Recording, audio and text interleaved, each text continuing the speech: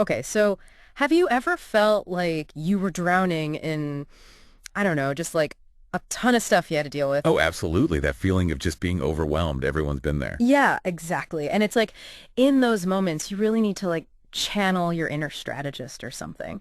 And that's what's so cool about this deep dive, looking at the art of war and Yeah. Sun Tzu, right? Eh. But like, you don't have to be some kind of military mastermind to get something out of it. It's surprisingly relevant, to like everyday stuff. Yeah. Like honestly, even negotiating a raise or like winning an argument with your pet. Yeah, totally. So this source, it really breaks down some of Sun Tzu's biggest ideas. And the one that, I don't know, really stuck with me was subdue the enemy without fighting, Yeah. Yeah. which sounds kind of deep, but it's really about like understanding the whole situation, right? It's like, who are you dealing with? What are their motivations? And then like figuring out the smartest way to get what you need. It's like if you think about it in a business sense, Yeah. let's say you're buying another company. Yeah. You don't just like storm in there, right? You do your homework. You got to figure out like what are their strengths, what are their weaknesses, like what do they really want, Yeah. and that's how you come out on top without any casualties. It's like that thing with the Spartans, right? The warriors like train their whole lives for battle, and they're about to go up against this massive Persian army. Everyone thinks they're going to get crushed. But the Spartans, they're smart. They know the land, they see the Persians' weaknesses, and boom, they win this incredible victory. Totally Sun Tzu. Right, 100%. Which kind of leads us to another big idea from the source, winning before the battle even begins. Okay, I'll be honest. When I first read that, I was like, hold on, how is that even possible? Yeah. But the source, it goes on to explain like how crucial preparation is, like doing your research, thinking about what your opponent might do, having a plan. Right. It's like prepping for a job interview, right? Like if you've researched the company, if you've practiced your answers, you've even thought of some good questions to ask them, you're already ahead of everyone else who just showed up. Yeah, yeah. It's all about setting yourself up to win. But here's where things get really interesting. The source, it takes this ancient wisdom, right? And it connects it to this thing called game theory, which sounds super complicated, Right. but it's actually pretty cool once you kind of get it. Totally. It's a way of looking at like how people make strategic decisions. Yeah. You see it in economics, politics, even just like everyday life. So like, how does that work? So it all comes down to this idea of a zero-sum game. Basically, for one person to win, the other person has to lose. Okay, so like a tennis match. Exactly. One winner, one loser. Huh? But what I find really interesting is that the source actually challenges us to think about whether that's always the best approach. So it's not always about like crushing the competition. Not at all. Take chess, for example, which the source talks about. I mean, yeah, you're trying to win. But the goal isn't necessarily to completely destroy your opponent. It's about strategy, anticipating their moves, outsmarting them. It's way more nuanced than that. Okay, I'm starting to see how this all fits together. It's like Sun Tzu was like centuries ahead of his time or something, Totally. laying down the foundation for how we think about strategy today. And what's even cooler is how the source takes these principles and shows how they apply to all sorts of situations, whether you're negotiating a deal or managing a team or even just figuring out like what you want to do with your life, Yeah. right?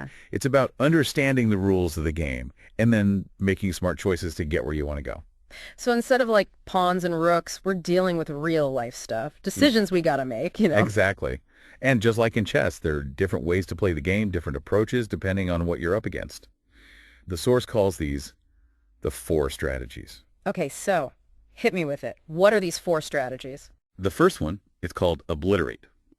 Pretty straightforward. Basically, you're completely wiping out the problem, like hitting the reset button. So going back to the chess thing, that's like going straight for the king, ending the game as fast as possible. Yep.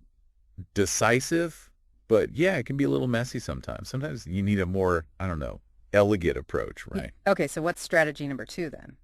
It's called the siege.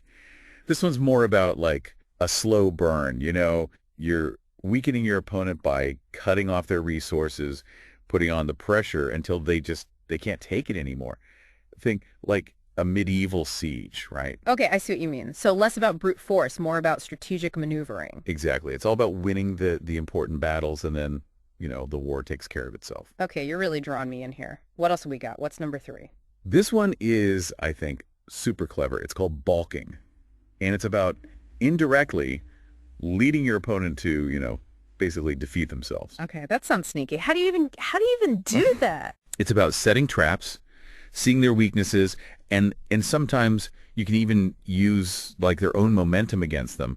The source gave this really interesting example from like the tech world, a denial of service attack. Oh yeah, like when a website gets flooded with traffic and it crashes. Exactly. You're basically overloading your opponent to the point where they knock themselves out of the game. It's really thinking outside the box. That's some next level stuff. It's like you're playing 4D chess or something. Right. Okay, so we've got obliterate, siege, and balking.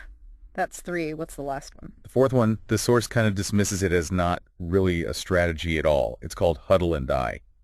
It's basically like the absence of any strategy. You just give up. Yeah, not exactly a recipe for success, is it? I mean, if you're not moving forward, you're going backwards. Right. And that's the key, right? You have to take action. Okay, so we've talked about these big picture strategies, but what about the smaller stuff, the tactics? Yeah, that's where, it all comes together. The source, it describes tactics as the actual things you do to reach your goals. The building blocks, basically. So if the strategy is the blueprint, the tactics are like the tools and materials you use to, I don't know, build the house. Perfect analogy. Huh? And you know how you wouldn't use a hammer to saw a piece of wood? Same idea. You got to pick the right tactics for the job.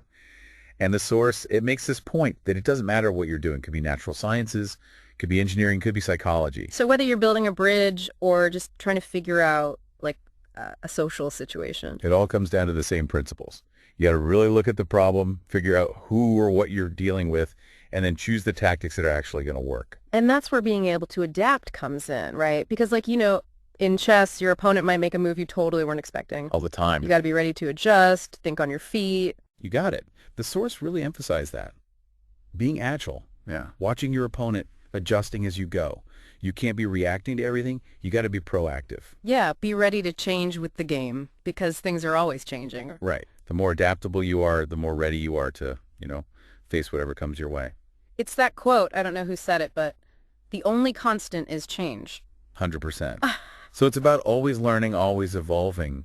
And I think that's what makes all this stuff about strategic thinking so relevant today. It's like, I don't know, it's like having all the mental tools you need to face any problem, big or small. Totally. You're empowered to make smarter choices, no matter what life throws at you.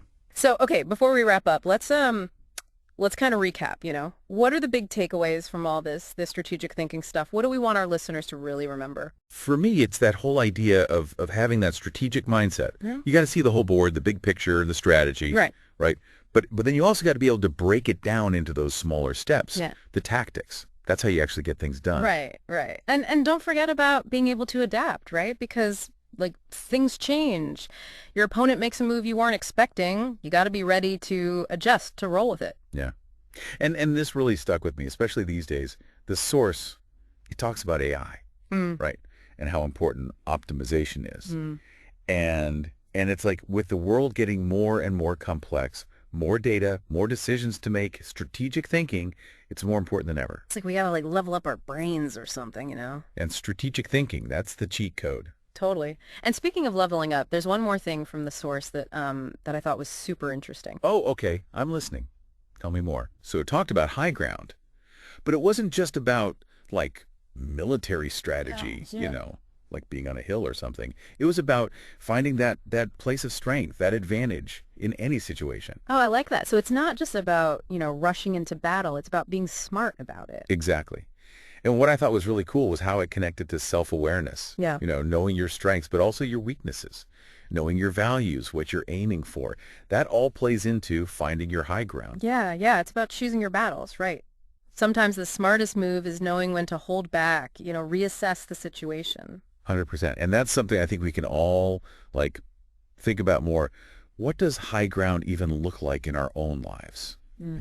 What would it take to feel like we're in a strong position, to feel clear about things? Is it knowledge? Is it having a good support system? Is it having the confidence to say no when you need to? What does that look like for you? I mean, that's the big question, Yeah. right? It is, and I think that's a good place to leave it for our listeners today. Give them something to chew on, A little strategic snack. There you go. So while you're out there fighting your battles, remember what we've talked about today. Channel your inner Sun Tzu, think strategically, and hey, always be on the lookout for that high ground. And until next time, happy strategizing, everyone.